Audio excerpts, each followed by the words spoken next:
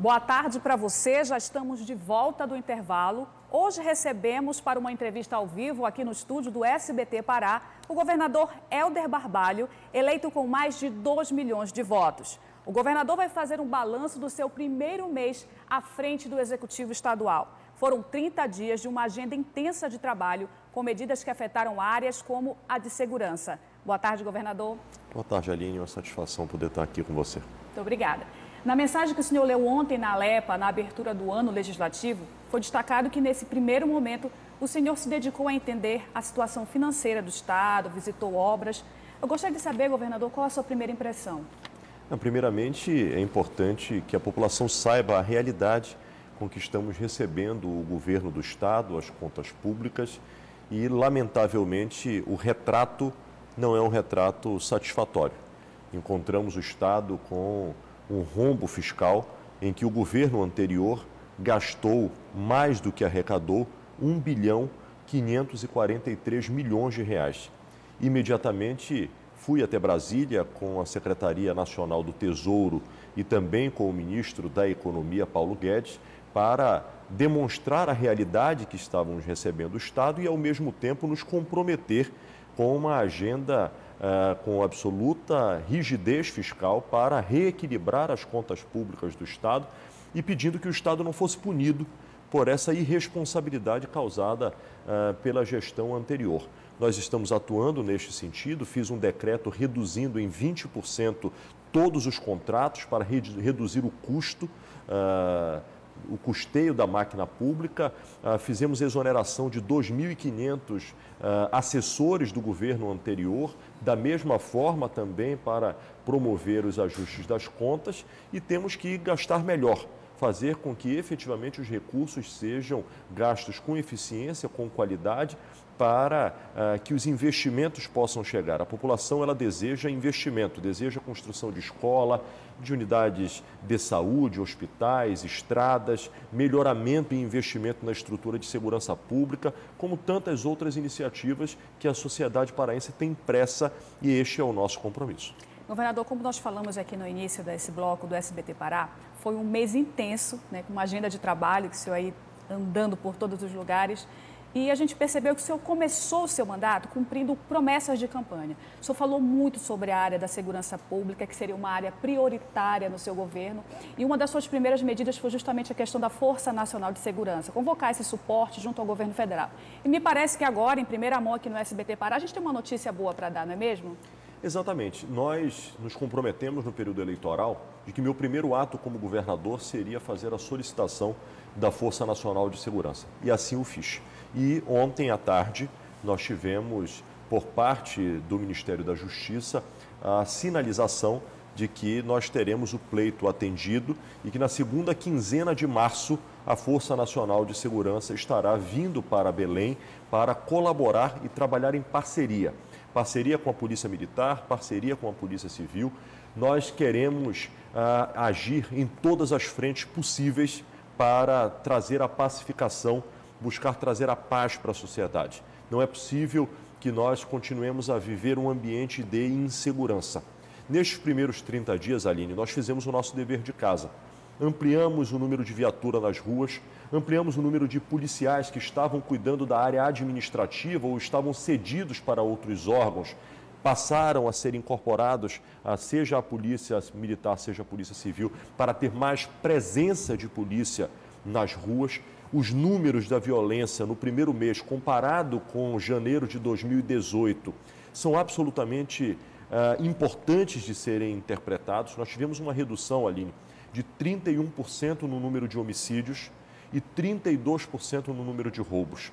Na linha histórica da Secretaria de Segurança, o mês de janeiro de 2019 foi o mês na região metropolitana com o menor número de homicídios. É claro, isto é o suficiente? Jamais. Nós ainda tivemos muitos homicídios. Por isso, nós vamos continuar trabalhando, fazendo o dever de casa e agora, com a possibilidade do apoio efetivo da Força Nacional, nós temos a expectativa de que nós vamos adicionar, fazer ainda mais ações que possam efetivamente atender o que a sociedade espera, que é um ambiente de paz e de tranquilidade. Governador, nesse seu primeiro mês agora de mandato, a gente teve a tragédia em Brumadinho, lá em Minas Gerais, que acendeu um alerta aqui no Pará, uma vez que a mineração é uma atividade econômica muito relevante no nosso estado. Na semana passada, o senhor instalou um grupo de trabalho para avaliar a situação das barragens aqui no estado. E a sua equipe de governo chegou a anunciar que foi identificada aqui no estado uma barragem de pelo menos 41 metros de altura que pertence ao projeto Sossego da Vale, em Canaã dos Carajás. Eu gostaria de saber de que forma isso lhe preocupa e que ações o senhor pretende implantar, alinhar diálogo com as empresas, com a Vale, por exemplo? Primeiro, o episódio de Brumadinho e a minha solidariedade absoluta às famílias que perderam entes queridos, inclusive duas paraenses foram vítimas fatais deste dramático episódio. Na sexta-feira, quando aconteceu o evento em Brumadinho, imediatamente eu solicitei a criação de um grupo de trabalho que pudesse envolver a Secretaria de Meio Ambiente, o Ministério Público Estadual, o Ministério Público Federal, Corpo de Bombeiros, Instituto Médico Legal para visualizar a parte pericial, todos os órgãos que de alguma forma devem contribuir, sejam órgãos do Estado, sejam órgãos federais, inclusive a Agência Nacional de Mineração, que é a responsável pelo licenciamento destas barragens. Não é o governo do Estado. Quem licencia é a Agência Nacional de Mineração, antigo DNPM, que era o Departamento de Produção Mineral a nível nacional do governo federal. O que nós estamos procedendo? Nós estamos fazendo uma avaliação e uma análise de toda a documentação destas barragens, avaliando o processo de licenciamento, avaliando o perfil destas barragens, fazendo um estudo absolutamente muito detalhado que possa verificar quais destas barragens existentes no estado efetivamente podem trazer riscos, risco humano e risco ambiental. Nós estaremos amanhã, nesta quinta-feira, fazendo já uma nova reunião deste grupo de trabalho, onde será apresentado este relatório e, a partir daí, a tomada de decisão.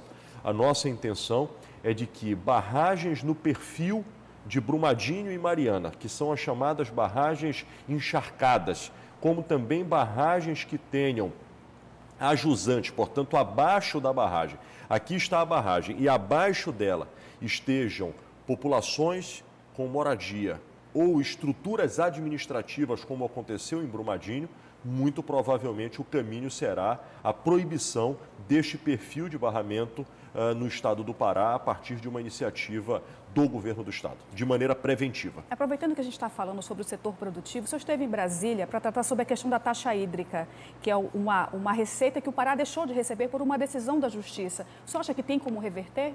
Esta taxa hídrica foi criada no governo anterior e representa algo como 4 milhões de reais por mês para o estado do Pará. E houve uma decisão por parte do ministro Barroso, do Supremo Tribunal Federal, declarando a cobrança desta taxa abusiva.